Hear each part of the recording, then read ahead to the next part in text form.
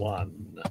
This is the 8-9 combo. I am Brett McKay, and I'm joined by my co-host, still basking in the warmth of our quality streak on Games of the Week, Harry Jones. Hello, mate. How are you? How's it, Brett? The whole internet is abuzz with your cricket career. The way you sweep the ball. Because you posted one photo of me. Yeah, it's taken fire now. And one of the questions, one of the most ubiquitous questions I've had is you're right-handed, but you bat left-handed. Is this also how you make love? And also, I wouldn't want to incriminate myself there. I love how you had no response to that. Finally, you became a politician. No, it's interesting. So I love words, and I've been trying to invent words. And have you ever seen that classic look of a fly? It's always a fly off. He kicks the ball to touch, and then he remonstrates with the touch judge. And he's always waving his arms, and he's sure that it's 10 meters longer. To be fair, I think a lot of times it is. But so I went on Twitter and just said, what should that word, the verb be for that melodrama? Like, what are they doing, you know? And so I just said, if someone is doing that, and I made up a word called fangling. So you're kind of like, it's the angle, and you're fangling, whatever. And I got the most amazing responses. I got persnicking, I got snaggling from Chris Swart. I got tanning. I got relineating, which is, I thought, really brilliant. Relineating, that's good. And then bigger docious, a play on Dan Bigger. Nice. Peckering, bleaching, and doing a Mertens. Doing a Mertens, yeah. I like fangling. That's about right. And you're right. They're always claiming it's longer than they are, but. Never mind. And when it goes too long, they never go, oh, thank you. Yeah. Oh, no, thanks. It all evens out, doesn't it? It's great to be with you for episode 8 of the 8-9 Combo Rugby podcast, all thanks to the Sports Social Podcast Network. And you might know us from the Royal Rugby podcast in recent years, but we've made our new home under our new banner on all the pod platforms, Spotify and Apple, YouTube and its musical offspring, the final days of Google Podcasts, Amazon Audible, iHeart, literally wherever you get your podcasts. So please do like, follow, subscribe, and rate and review and share if you can too. And mate, we say welcome back to listeners who have joined us from our previous home. But for those who have found us on this new journey of ours into the rugby pod world in 2024, what is the 8-9 combo all about? Who's the 8? Who's the 9? What does it all mean? Explain ourselves to the audience. I am an 8. I'm a grizzly bear. I'm a grizzly bear who can read maps. I'm the guy who wants to, on a standing start, get over the gain line using my elbows, my head, my very large head, and my imperviousness. You, sir, are the scheming, forever talking jockey who we call the 9. Even though we saw you in this politician cricket match towering above all the midgets that are occupying Canberra. But the whole theory is that beautiful combination is not often talked about. 9-10 is talked about a lot. 12-13 is talked about a lot. 4-5. But the 8-9, when you actually go back to the games of this weekend, for example, and just say who played well, who did well, it's interesting when you look at a Cullen Grace and a Mitch Drummond for the Crusaders getting a little bit of the edge on it, or Sotutu and Christie combining for the Blues, or Tate and Wilson's matchup with Cale and Lonergan, and then with Bobby V kind of playing a lot of 8 anyway, no matter what his number is. And that kind of, the combination between the pack and the back, I think is what we're going for. Yeah, no, that explains it all. That explains it all nicely. So we've started the same way we started for a little while. We've just given it a new name this year, and it is Cheers and Jeers. And I start with you, mate, with a cheers to the Fijian Indrua, who, despite torrential rain on the weekend and a playing surface that I'm quite sure would have seen games called off in Australia and New Zealand, and probably most other places in the professional rugby world, just got on with the job of beating the Western Force, and they did it playing the perfect mix of Fijian and wet weather rugby. And the sight of right winger Celestino Ravutaumunda launching himself into the corner, into the puddle, it was just an instant throwback to every kid who has done exactly the same thing. And I was absolutely here for it on the weekend. I loved it. I loved every minute of it. And it was brilliant. It's like it was more important, instead of your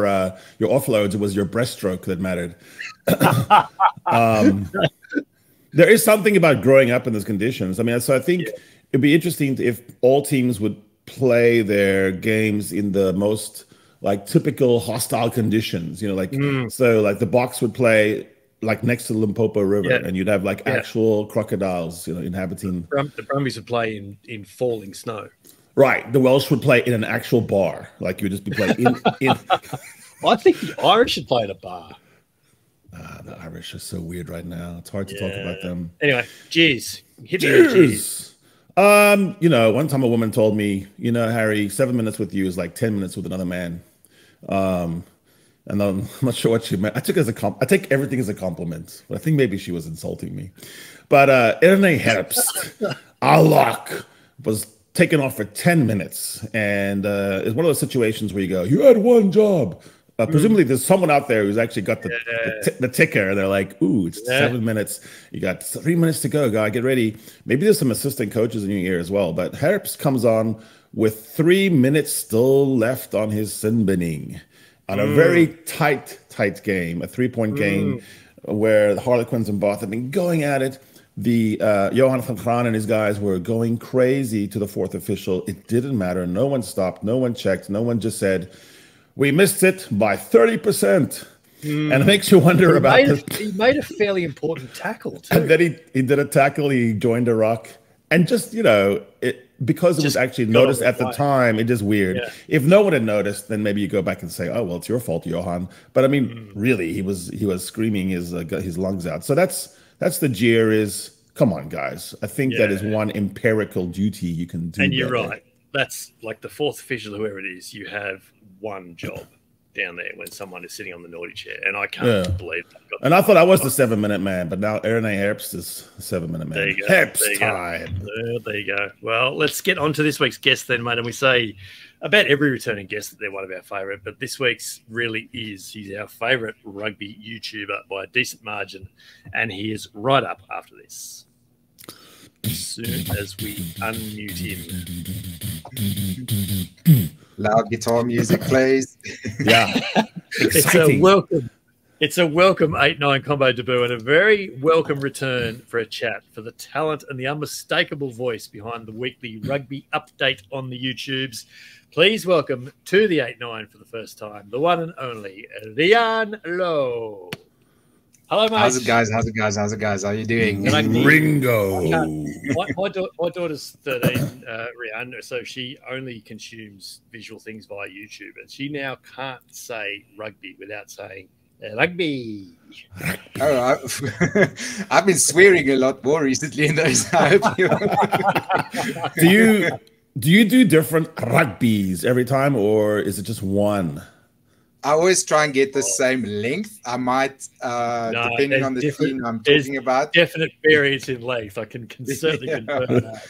I try and get the same length, but no, it depends on what I'm talking about. If it's I'm stealing video from other countries and cutting them up. So if the scene changes, I can't have a rugby carrying on and there's nothing to show. So yeah, no, it's according to the situation.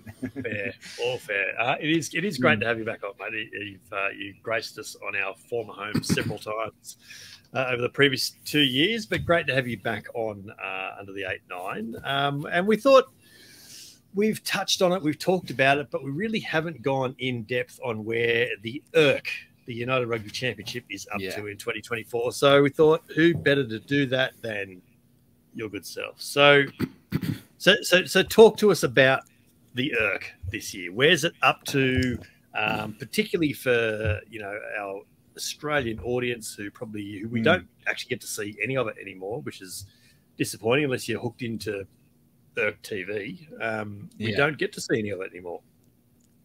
It's patterns are starting to emerge. We're in year 3 now, and there's a bit of a seasonal thing happening. And like you have in Super Rugby, it's starting to happen. The Crusaders have won their first game. They start slow. So there's a bit of a pattern happening in the URC as well. It seems like over December, over the Six Nations, the South African teams are down and out. These guys are not coming to the party, blah, blah, blah, blah. And everyone seems to forget that our last 5 to 6 games of the season is in South Africa, and then all of a sudden you see the SA side start climbing the table, and that's what's been happening now. So it has been a tough old season for the last few months, with the Irish sides especially, as always, being brilliant. But now that they're coming to our yard, they're coming to play in our conditions, we'll start seeing the table equal out a bit, and the South African side start climbing a bit. So that's a good part, and crowds are growing. I'm sure you've seen TV audiences are growing. It's all looking very nice at this stage. Yeah, you mentioned only a few weeks ago, Harry, that there had been the announcement that TV audiences hit record levels from week to week. The crowds are everywhere too. Like in all 4 stadiums, the crowds are well and truly back. It seems to have recaptured the rugby public over there. You know, it's interesting. So you have like URC was about 400,000, 500,000 attendance per year that climbed steadily to about 1 million. Then they got kind of stuck. Then you had the entree of the South African teams, and it spiked over 2 million, and now it's looking it might be 2.3, 2.4, which actually is catching Super Rugby and exceeding Super Rugby. That has a lag time on revenue, but in the end, also the URC is climbing the table on the revenue, with just by by kidnapping someone from the Southern Hemisphere and sticking them in the Northern Hemisphere. It actually works. So that's intriguing, and there might be another chapter to this. But I would say this: when you have the Bulls, the rugby execs are sitting in their office just going, "We threatened this card for 25 years. Why didn't we just go earlier?" Yeah, and it helps also players come back. You know, that age-old thing that Australia and New Zealand powers want too. But so you look at a match between the Stormers and the Blue Bulls, which is basically just an old-fashioned Western Province derby, north-south. And why does it suddenly pull 50,000 people when 3 or 4 years ago, Super Rugby, same matchup, it did it exactly right. Same thing. Even the Sharks, who are playing terribly, can fill up a stadium. So it does matter the overall competition. I always wondered if it did or not. I thought maybe it's not just an excuse to play an old derby, 150 years, whatever. But actually, it does matter within the context of a log, a table, some standings. There is something to it. Plus, as Riaan will attest, there's a new spicy rivalry between like a Munster and the Stormers, which didn't exist before. Yeah. And it's interesting how quickly that develops. You would think that would take 20 years, but it doesn't. It definitely helps that the Irish are good now. Like the Irish national side are very good. And it feels like they're muscling themselves into the New Zealand-South Africa conversation of the greatest rivalry. And it helps as well that they are very, they're not like 20 different teams squeezed into 2 or 3 sides. So, within Auckland, there might be 4 teams that hate each other, but they all have to play for the Blues. So it never feels like people love the Blues. Whereas Connacht, Munster, Leinster, and I've forgotten the one. Ulster. Yeah, they are old, well-established sides. So why do you hate Northern Ireland, Riaan? Don't start that. Don't start that. Let's not go there. I'm wearing white. Okay, I'm supporting them. Fair. So it helps. It makes it easy for us to understand as well who to hate, who to love, what the roles of each side. And there's a lot of parallels between us and the Irish sides. The Connacht is the Lions. It's this little struggling union that's always trying to fight amongst the big boys, and Ulster the Sharks, flattering to deceive, mostly second, but sometimes not as close. And then Munster, Leinster, that's Bulls, Western Province. You couldn't get a more fierce rivalry. I was wondering how you were going to divide those two up. So that's interesting. It's very easy. The interesting thing for me is that, and we're seeing obviously there's big crowds in Ireland, there's big crowds in Scotland even. What's interesting to me about this is that obviously the whole, northern southern hemisphere thing doesn't work, but time zones is the key factor. Yeah. If you can watch a game that's within an hour or 2 of your own time zone, you will tune in and you will maybe make a weekend of it. And that's evidently that's made a huge difference from looking from the outside in.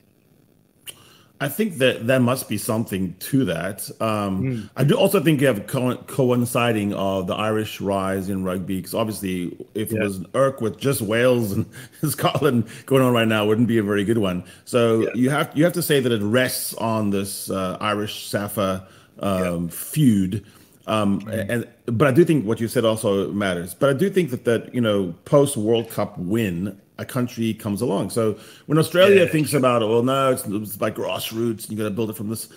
Also, if the Wallabies had done a miracle run in the World Cup, you would have a spike, and now you have the Lions coming up as well. So it's interesting how quickly fortunes can rebound when the team plays well. Everyone likes winning. It doesn't really matter about the style. Oh my God, I would do the caterpillar's extinct, but the crocodiles come back, whatever. It's actually in the end, are you winning? Because people will like to go and take their son to the game. Hey, we're going to play. We're going to go see the guy who won the World Cup last year. Thanks, Daddy. Let's go. I mean, then you want to take the whole family. So I think the IRC is riding that success in a way. So it'd be interesting to know, what if there was a downturn? I don't know. So Riaan, what are the South African teams doing differently in the URC to what they were doing that wasn't having the same impact in Super Rugby? Like, what's been the secret sauce? I think the world has obviously moved on since, when was the last true Super Rugby season? 2018. Well, 2020, midway through 2020 was when the plug got pulled. Yeah, but the proper one was 2019, I'd say. Yeah, it was probably before that, if you're trying to forget about conferences and things like that, isn't it? Yeah. So engagement, we're all three of us are quite online people, and if you follow the South African teams online, they have upped that a lot. I think there's a directive from the URC itself to say, listen, if you want people to engage with you, you need to engage with them. There was a time when the Lions wouldn't tweet a thing for months at a time. You wouldn't hear from them. You'd think they don't exist anymore.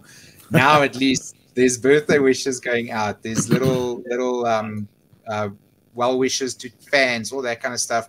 The Sharks are online constantly. Every day they're posting. Maybe that's because of the American link. They know how powerful social media is in keeping a team front of mind. So that's a big change I've definitely noticed, is the more online nature of a lot of the teams. And then also, they're not shy to have you share their stuff. If you see a brilliant try or something like that, or two players do an interview and it's funny or whatever, they have no qualms. The URC has no qualms about fans clipping that up and sharing it far and wide, and they won't delete it or anything. I've seen full URC matches uploaded online and no one touches it, and it's got thousands and thousands of views, because the URC, I think, understands if we want to keep growing, we have to be front of mind. If we're not on terrestrial television, then at least let us be more free and open in the other space. They even engage. Marco, the Sharks boss, was talking about an old Toyota Corolla. So I posted a picture of an old Toyota Corolla. Started getting into, maybe he has a good stereo, that kind of thing. And he engages. He doesn't get all fussy about it. And that's what you would have. Premiership bosses would never engage with you. I mean, they're off to the fox hunt. So the guy in charge of the URC, Adam Redmond, you can text him on Twitter and he'll answer you. I've spoken to Adam Redmond, the URC CEO. They're very open. They're happy to talk to you. It's not this weird cabal sitting somewhere around a table drinking wine and making rules that none of us know anything about. So the obvious parallels that I hear when you're both talking about that is Formula One, and they've gone from being the plaything of Bernie Ecclestone to a complete private equity owned thing. Drive to Survive is about, and they are now much more. The teams are much more engaged. They're much more accessible, and the same thing. There is so much more Formula One content available online, whether that be videos, whether it be articles, podcasts, whatever, and F1 don't really care. So that there is something in that, isn't there? There is that, but also you can never hide from the quality of play. So the URC is having some very, very good rugby played. And I think sometimes the clash of styles makes fights, but also think, Benetton getting better. I think Edinburgh and Glasgow playing really well. Yeah. The fact that the worst Irish province still can beat you, the worst South African side can still win. You have this kind of parity, but it's still spicy. But I mean, some brilliant moments. I mean, like this weekend, you had reserve hooker JJ Kotza taking a line-out steel ball over his shoulder, turning around, making a line break, and then kicking a 50-22. And then, like Riaan says, then it just went a lot. Everyone's clipping that. Like a hooker in full flight with a 50-22, 77 minutes in the game. It really was the game winner. So you have these big moments, and then no one cared that people clipped it up. I think I saw Mo on like trying to get it from the actual official sources, and everyone else had already clipped it up and sent it around. And the teams had already said, "Okay, we'll do that," and they were reposting. So you had that moment come alive, and I think that's sort of NBA type thinking. Let's make everything a big moment. Yeah, absolutely. It makes a huge. You mentioned Benetton there. You mentioned Glasgow and Edinburgh as well. Is the uptick of those perennial underachievers having an impact this year? Because I certainly feel like even watching tables and things like that, I'm watching to see what's Benetton done this week. Where are they up to on the table? Oh, they're down. I've noticed that. It's a sign. I think it's a sign that they saw. Well, Italy first of all have invested heavily in their grassroots and their pathways and their academies. So it's not just because the URC exists that they are doing well. I think it's over a longer period of time that success has come through to them. So especially Benetton, I mean, you can throw a blanket over that field and you'll hit an Italian international. They have decided, okay, Benetton is our Leinster. This is where we're putting our guys that are good at rugby.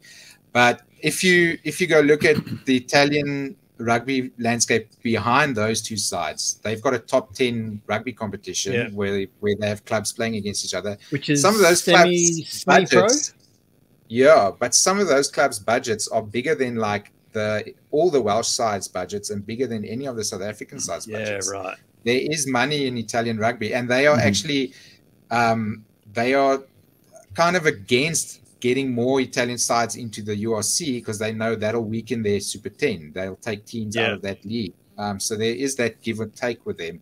But it isn't just because of the URC, but it helps, I think, as well that Benetton and those guys have invested, and now they're playing. Yeah.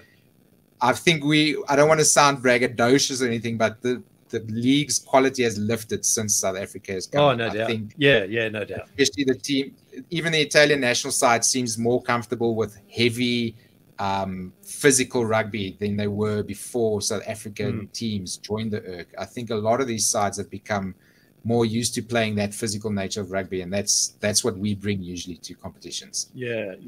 And I mean, Benetton being private owned, but Zebre completely owned by the Italian Union, which also makes sense as well, which is a smart way of doing it.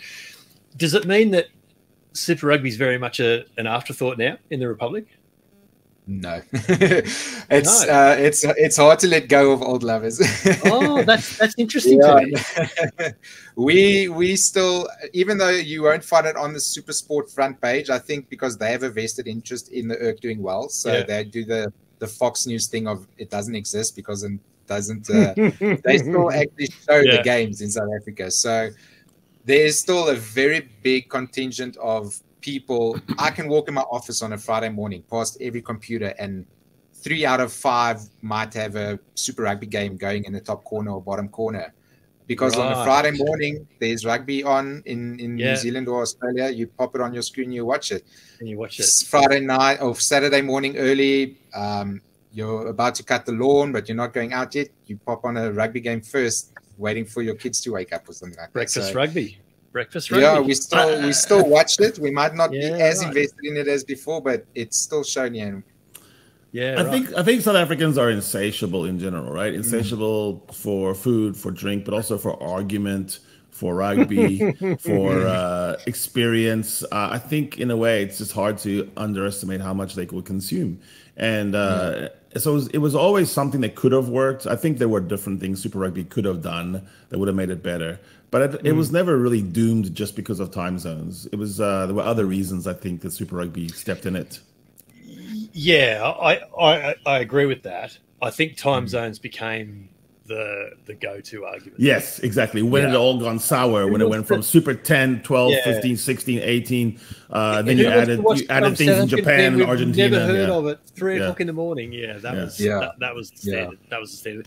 What about the state of the Cheetahs and I suppose to a lesser extent the Kings?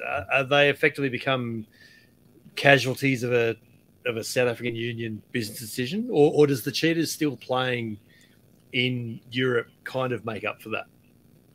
I think that's the olive branch that was given to the Cheetahs for kind of saying, no, you're out now. The Kings are gone. They were a basket case. They don't exist anymore. There's no more there, which is sad because the Eastern Province is like, if you think the Western Cape is a hotbed of talent, Eastern Province, which is right next to the Western Cape, is just as good for unearthing talent. I mean, Makazole Mapimpi, Lucanio the Watsons, I think Rassi himself.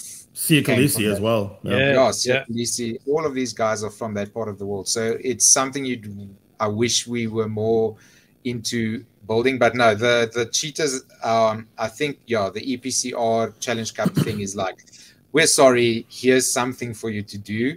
And then the rest of the year you can play the Force. Twiggy will sponsor your flights to Australia. And they obviously still playing the Curry Cup and doing fairly well there. So that's So heading into, we'll talk about European competition in the next section. But heading into this European break now, who are the teams to beat in URC, Leinster aside, because they're just perennially penciled in at number one? Well, Munster, they still feel like they are the true Irish side, the one true side. They will never let that go. So they definitely, the whole European nights in Cork is like a big thing for them. I think you should keep an eye on Benetton as well, even though they're one tier down in the Challenge Cup. They always follow very closely. And then from the URC as well, the Sharks, their only hope is the EPCR, is the Challenge Cup. The ERC is a done deal for them. So they need to go well there so that they can get into the Champions Cup next year. I think they're gonna, it's like football now. They have to make a decision. So the Stormers are, having done really well in the ERC before, now kind of saying, well, what if we make a really strong run in the Champions?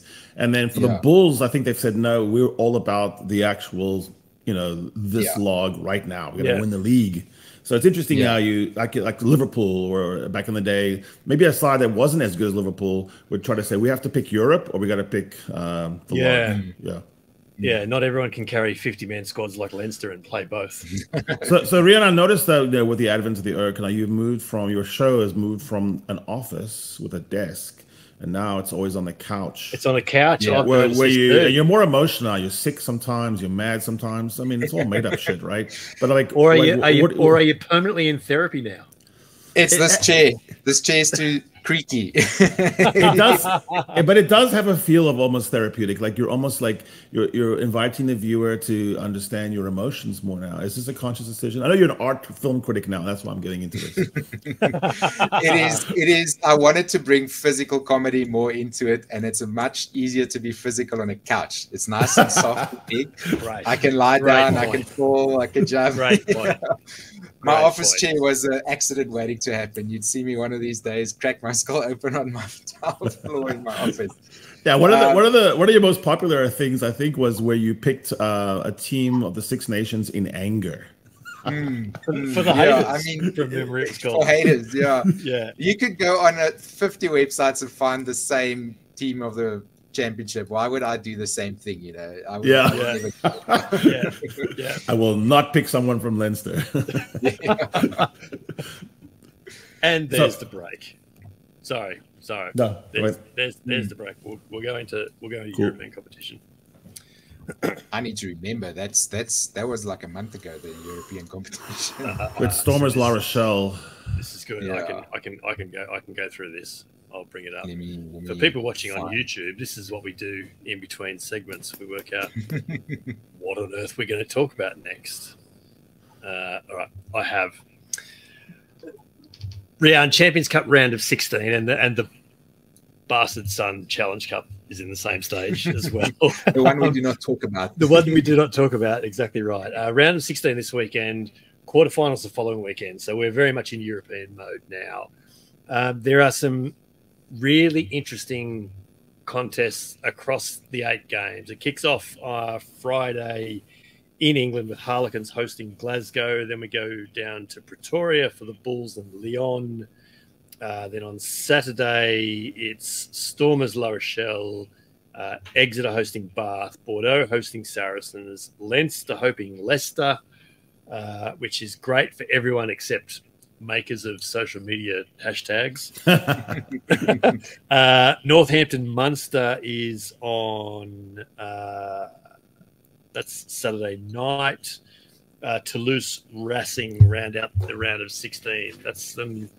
There's some fascinating contests in that. Very tasty, very, very tasty matchups. For me, the one that jumps out is Bulls Lyon. There's a few ex-Bulls guys playing for the Lyon team. There's also, I think, Takir Abrams, who played for the Sharks, a very quick 15. He plays in Lyon now as well. And I just like to see European teams come to Loftus. You know, it's always it always seems like such a shock to them that the field is so dry, so fast, and the air is so thin. I just love it. And hearing off. How did they get the roof up on that? Yeah, they seem overawed by the size of it too, don't they? Yeah. It's a whole vibe when you're at Loftus, you know. So Ringo and I were there together, and then you walk in. I call it the world's largest abattoir, and it's like the smell of the meat. And I think if you're the first time and you're from some European team and you've never been there, you've got to be so disorientated. Like the whole thing just doesn't make sense. Everything you're looking at is different. Fires everywhere, on dry grass, open fires. Yeah, and like there's just like full blown matches going on with like barefoot boys, and they're like smashing each other as you're walking in. There's buckies, there's trucks everywhere parked, like on the actual like right there. People just driving in, and it just seems like it's the end of the world or something. And it would be very very scary. On the other hand, with the Stormers La Rochelle, it's interesting. It's just like last week we had Stephen Kitsoff. I felt so dirty. Kitsoff scrumming against Malherbe. It didn't make sense. I didn't like it. Their faces were close to each other like you have to when you scrum, tight end, really said. But like, so this weekend you have a guy like Dylan Lades, a Bishop's boy, like, you know, born and bred Cape Town boy up against the Stormers. So it's interesting in these European, with all the people from Australia, you have like, you know, Will Skelton, you have Richie Arnold, you have all these weird clashes. So I think it's good fun. This is when it starts to get interesting. Finally, the setup is it's kind of strange, convoluted, but in the end, now we're at the business end that people really wanted to see. I maintain that this is how the competition should start. It should just be a straight knockout from day one. Yes. Yeah. Just have a random draw. It's not the silliest idea. Yeah. It'd be easy to understand. Starting with 16 teams, start with like 40 teams, and just if La Rochelle lost to the Stormers first round, they're gone for the year. Okay, now someone else has to win this competition. Jeopardy is the best thing. It's like March Madness in the college basketball. So everyone's invested. You know, you're like do or die. Leinster travel to Italy for a rough weekend and get touched up by Zebre by a point, and they're gone from Japan. Imagine. Beautiful. Remember those FA Cup runs where, like, I don't know, Sheffield Wednesday is playing against Man United in the semi-final. Man United, yeah. Oh, how good. Yeah. Where do you both see the upsets this weekend? Because I'm looking at Harlequins Glasgow, and I think, ooh, that could be interesting. Where are they playing that? Where are they playing that one? It's a great question. It's at the Twickenham Stoop. Oh, okay. Glasgow's been going very well. True. I don't know if they travel that well, but they've even beaten Leinster, so they're not a bad team this year. If they have the internationals back, they should be a threat to Harlequins, definitely. Yeah, Quins have been a bit up and down the last 2 weeks. They got touched up by Saracens there a fortnight ago, wasn't it? Yeah. You'd probably argue that La Rochelle probably argue they're not really the favorites in Cape Town, but I think maybe it will be seen still as an upset if the Stormers win. Yeah, I think so as well. Yeah. Do you think? I think the Stormers have shown a bit of weakness recently. That sounds like a Stormers supporter trying to take undertaking to me. I mean, La Rochelle, come on. Rhoda Nagara, all the stars. Yeah, champions of Europe. Yeah, maybe. Leinster, Leicester will be interesting. What I do love within these, though, within these cross-border games, is you've still got a few little derby games. So we still got Exeter and Bath are still going to be pissed off from what happened last weekend. You've still got Toulouse and Racing, which is still going to mean plenty to both. Intermac back playing for Toulouse and killing it. DuPont doing DuPont back from sevens duty 2 weeks before European competition. What are the odds? There's some really interesting stuff happening there, I think. Yeah. I'm really looking forward to Bordeaux versus Saracens as well. The Saracens have been looking very, very good recently. So there might be a bit of a fun game there as well. Bordeaux the way they play rugby is beautiful to watch. So to see them go up against the Saracens, I think Bordeaux is the side that is really, really good this season that most people haven't clued into yet, if you're not in the top 14, because they are like really playing good rugby, top to bottom. Yeah.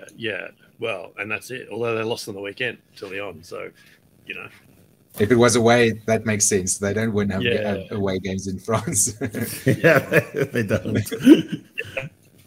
An away game half an hour away, isn't it? It's a weird concept, isn't it? Well, like the French owners, they won't even let you come back on the team bus or the flight if you lose. I mean, they're very spiteful.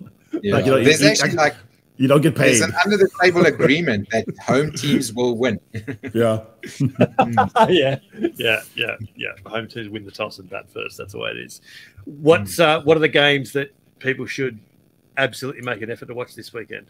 And I preface that by saying, for Australian listeners, it's actually a challenge to watch Champions Cup at the moment. So it's a genuine effort to try and watch games. Well, I do think that the matchup in Cape Town does promise something, and not just because I'm a Stormers head. I just think that's an interesting matchup. When you actually look at who's going to be, so Dodson, the coach for Stormers, is such an entertaining fellow. Ronan O'Gara is always good money.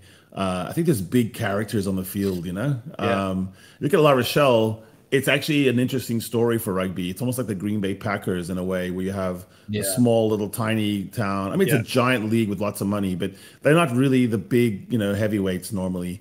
And I do think that the crowd will have a lot of vibe. The thing about some of these matches also is I think the DJs are raising the game. I've been talking about this forever. Like the Sharks DJs is really good. Like I actually watch the game now just to listen to the music. I go, oh yeah, and it's kind of retro. It's like somewhere in the early 90s, early aughts. Then it floats around, and then sometimes a throwback 80s. Yeah, generally regarded as the high point for music. But no, it's also got brand new stuff. It's got a really nice vibe. So look for that. And by the way, that's something for Aussie teams to look at. I mean, there's no reason for it to just be Sweet Caroline all the time. That's the Kiwi teams to flogging. It must be the cheapest song in the world to get licensing for. Neil Diamond was just like, "You can have this." So much money off it that he's just saying, "You know what? Pay me 5 cents." And you can play it every game. But the Irish DJs don't play anything. Like they refuse. They go, no, that's not rugby. It's just they're just people drunk and screaming. Yeah. It's gone up and down Australia. There was definitely a movement a few years ago where you couldn't afford to have quiet time. The crowd's got to be up all the time, so there was music blaring all the time, and that didn't always go down well. I feel like that's been toned back a bit, but that's interesting that you feel like that's now a factor. No, I do think so. And then everyone they want to be in the crowd scenes. That's all about what it is, So you're waiting for that videos of people dancing. Yeah. True. So quarterfinals the following weekend, as I mentioned. So who's getting through, in your humble opinions? Okay, definitely Bulls are through. I'm thinking the Chiefs are very good at European rugby. Exeter Chiefs, I think they might be going through. Leinster, that's a standing item as well. One thing we know about Bath, just going back to the Exeter game, you can be absolutely sure that if Exeter have a player sent to the sin bin, there will be a Bath official standing there with a second stopwatch. Yeah. All the fans Johan with van giant Graan there with his clocks. watch. Yes, yes. I want Johan to bring in a grandfather clock, like actually bring one out and stick it right next to him. Now we're talking. Now we're talking. The Saints Munster, that should be a good one, because they have history in Europe, the two of them. So Yeah. Munster, Northampton Saints, that should be a good one. I'm not entirely sure who I would call there. Yeah, That might be Munster, the game of the round there, because the Saints are very good, but they're also up and down. And then Munster just has this knack of rising for the pointy end moments. Yeah, Munster kind of have a habit of winning games that they probably shouldn't. Yeah, Particularly European games. They're real fighters, those guys. They never give up. They're basically all Peter O'Mahony. Like, they have his personality, his mindset. It's not over. It's not over. It's not over yet. Now it's over. Yeah. Harlequins Glasgow. Oh, that's could be a lot of scoring on that one too. Yeah. I don't know. So I think this is interesting. Some of the teams right now are on the upward and some of them on the downward. If you actually look at the record, you go, oh, look, but actually recently you say that the Quins and Saints have had some fragility. So I don't know how that's going to play out, actually, this one. Yeah. This is a tough one to call. I like the Glasgow, the way they play and stuff, but I don't know about their bench and versus the Harlequins bench. If Quins still had a few of the forwards, the front row anchors they had a couple of years ago, I would have called them. But this is a tough one for me to call. They could just keep scoring and just not stop. That's the thing with the Quins. That's one way to fix it. One way to solve defensive problems. Just keep attacking, isn't it? Stormers, La Rochelle. Stormers win that in Cape Town. Harry, where are you going? We're extreme underdogs. I mean, we're just lucky to be on the field. Extreme underdogs, man. we just want to. The fact that we have thank roots rugby. to play is a miracle. We're just hoping we can give them a good competition. That's what we're hoping for. We're just here for the service of rugby and the love of rugby. Oh wow, righto. Bordeaux Saracens interests me. Ooh, it's a tough one. Saracens have also been up and down, but lately more up. So I'm thinking they're getting getting ready. So I'm gonna take Saris on this one. Yeah. Leinster Leicester. LEI. I would love the Tigers to turn this over. That would be so funny because the whole world would just crash and burn. Dan McKellar, though, I think really had to just sneak that one out. That game, it was I think it was 100 minutes last week. There were, I think the penalty count was, I don't know what it was, like 25 to something, 25 penalties to 8 against the Tigers.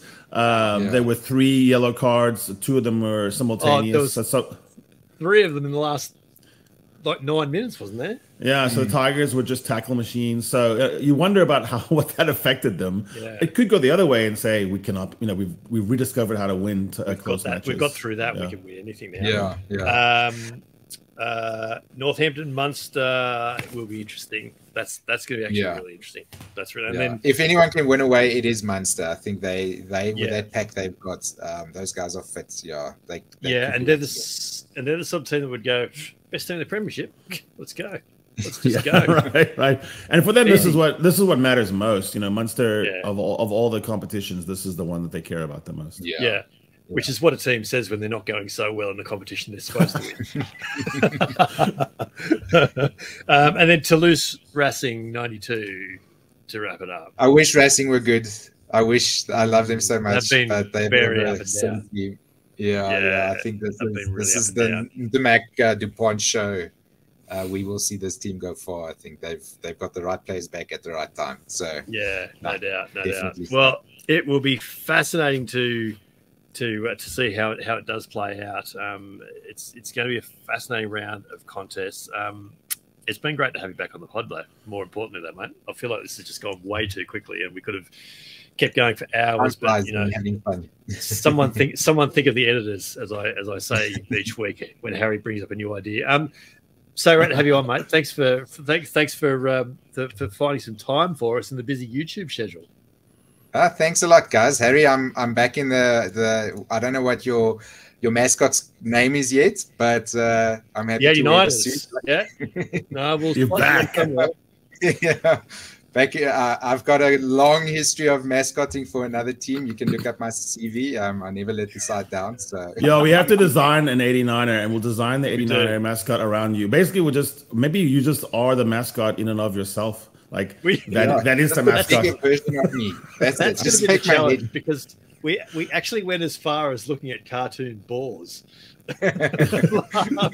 for our fictional team, didn't we? So yeah, it's going to be good. It's going to be good. Well, we look forward to great guys. Yeah, no, we look forward to keeping up with you. Do find Riaan on the Twitters at Ringo26. Search for Riaan Louw on YouTube, and just follow and subscribe in both cases, and you will not be underwhelmed at all. Always watch him on a Monday so you know what you just saw. Like, it's very important to have it all interpreted and curated, and Ringo's got the different slant on it. He's got a different. Like I said, he's very emotional nowadays. He's got a depth of emotion. You'll ride the emotions of the weekend. He's not afraid to cry. While about on the couch, just remember that he is more physically funny because he's not on a desk chair anymore. Good on you, mate. We'll talk soon. You get me, guys. You get me. This is the 8-9 Combo Rugby Podcast. I'm Brett McKay. This is Harry Jones, and mate, a treat to have our mate Riaan Louw back once again. The mascot. He is our mascot and forever will be our mascot. So we have to design an 89er all around Riaan Louw, which is interesting. It'll be the first mascot of a rugby team on a couch. So, like that'll be part of the prop. Rugby. Yeah. Riaan's doing really well, So he's watching a match recently with Squidge. So Squidge honored him by inviting him to watch a match with him, and I think it was the Fiji South African match from 2007 World Cup. Yeah. Which has got to be cool for a guy like Ringo, been plugging away, putting the message out, and now being noticed by the great Squidge. Absolutely. And I I love that he's more than doubled his subscriptions since we first talked to him, and it's just quality stuff on the YouTube every week, and you should absolutely just join it. It's and just subscribe, because it's just good gear every week. It really is. Absolutely. It's very true, which is the essence of all good comedy writing. He always picks on a real thing, but he just blows it up into farce. It's great stuff. And bite-sized farce at that, which is the best kind, I reckon. Something we're doing a little different this year, as we've mentioned for the first 8 episodes, we dedicate about 8 or 10 minutes each week at this time of the podcast, the various competitions around the world, touch on the major talking points as we go through them. And we will start with Super Rugby Pacific again, mate, because the Crusaders have had their first win of the year, toppling the D-Mac-less Chiefs. David McKenzie sits the game out. All of a sudden, the Chiefs lose their Superman. We knew it had to happen at some point. It was kind of weird. I actually didn't think that would happen this week. But there they are, the Crusaders, with belief again. And isn't it funny? So the Crusaders win their first game in round 6. 15-round competition. And you're going, they could probably still make the 8. Like they can. That's what happens when you have eight teams make it to the playoffs. Yeah, well, that's it. They probably only need to win 4 more, maybe 5 more games. Nobody's out. Nobody's out yet. Whatever's just happened in the first 6 rounds could happen to someone else, and you could see the whole thing change. Yeah, absolutely. The Drua toppled the Force in the Lautoka Swamp, and I mentioned up the top that I love that they played some fantastic rugby. They threw the ball around. They still kicked 4 penalties. Armstrong Ravour, the young 10, he's going to become a very, very good fly half in time. I think he's still I think he can still play another year under 20s, but he is a real talent. He's a really, really exciting player to watch. But there were no drop goals, because when you drop the ball into that water, it just sat there. No chance.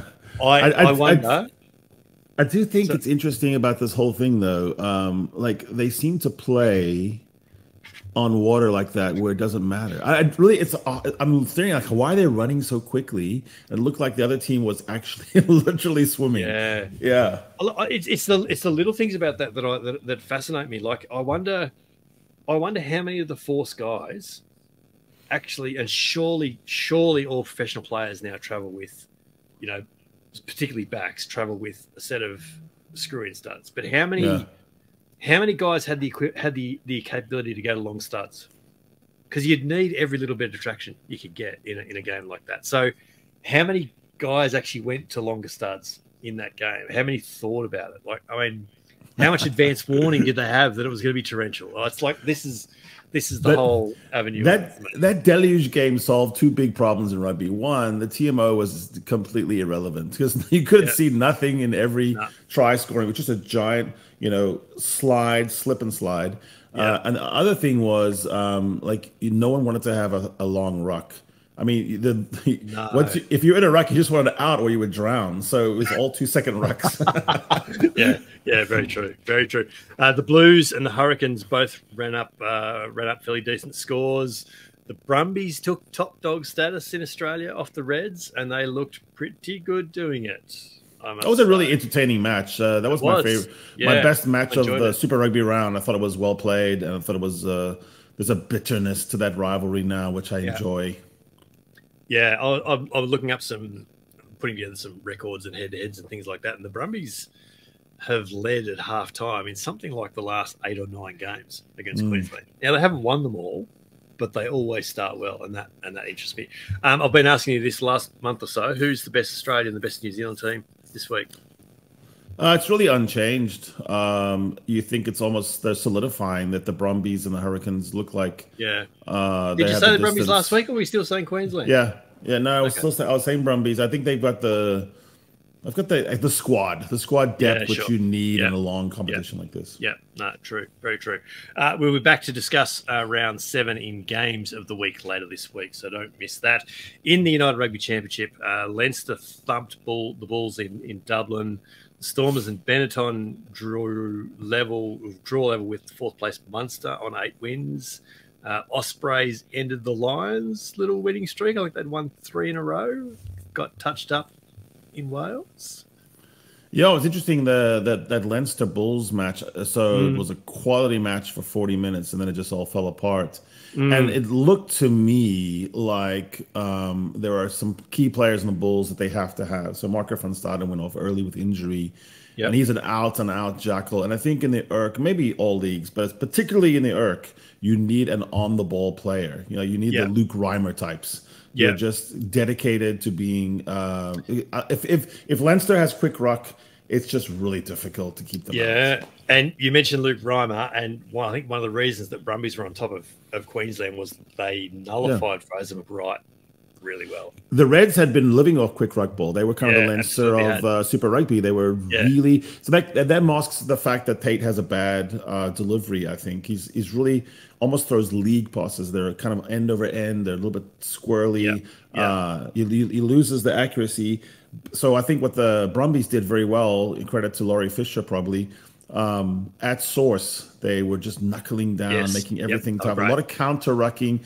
Counter-ruckings that don't even work sometimes are really important because then the 9... They still slow it down.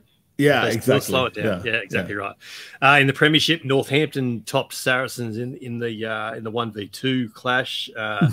Bath fell short of that massive comeback win over the Harlequins, but still jumped to second on the ladder. They were down by a long way. Bath. Yeah. I'm looking at the score. They were down 40 points to 8.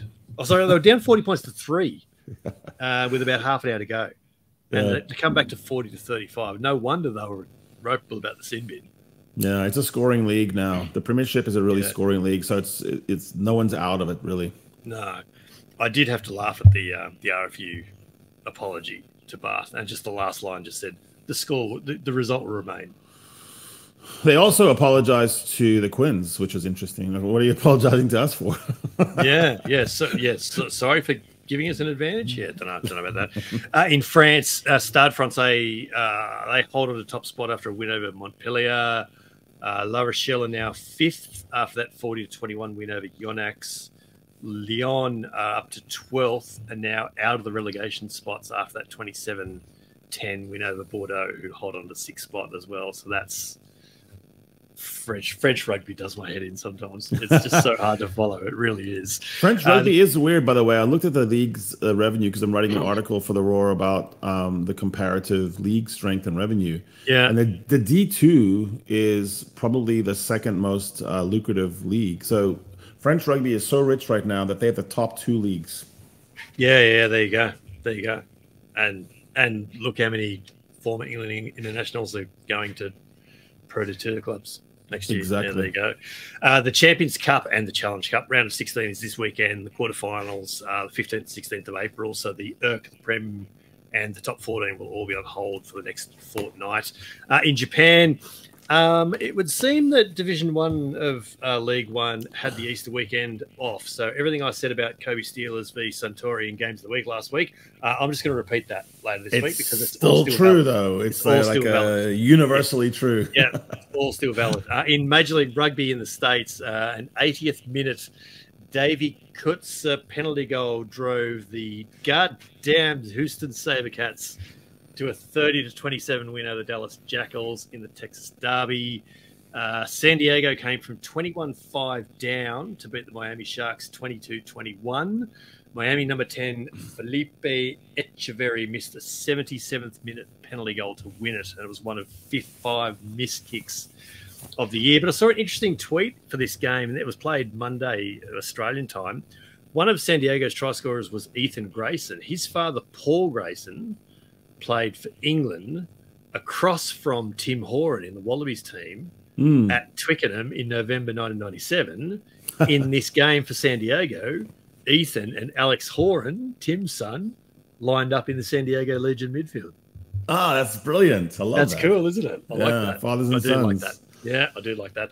So don't miss our new end of week show, Games of the Week, where we will go through the weekend's games from comps all around the world, and we'll pull out the games that we think you should watch. And it is just another reason for you to like, follow, subscribe, and make sure you catch every episode as soon as it drops.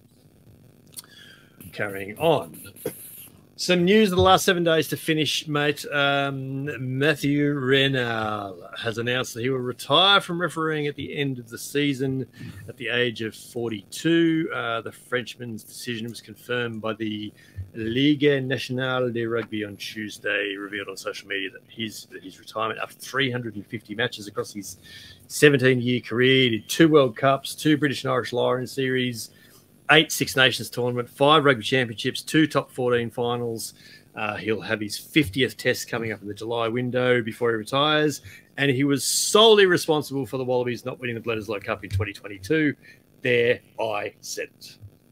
But we wish him well in retirement. Yeah, but as he would tell you, he goes, now you know that I can do that. Yeah. Yeah. James Slipper equalled former Brumbies and former Wallabies captain Stephen Moore's mark of 177 Super Rugby games. That's the most by an Australian player. He'll beat that when he cracks on against the Waratahs this weekend.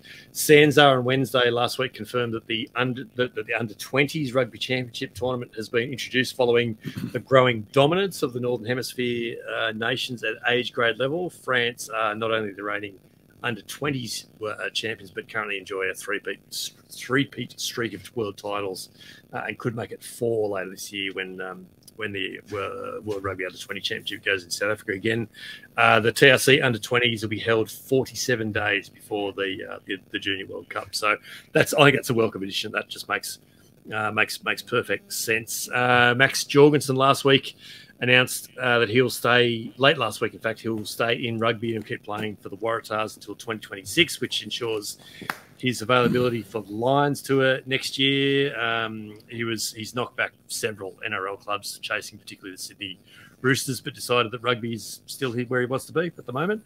Michael Hooper is set to make his Australian Sevens debut in Hong Kong this weekend coming. He's finally been named in the Australian Sevens squad, which is welcome.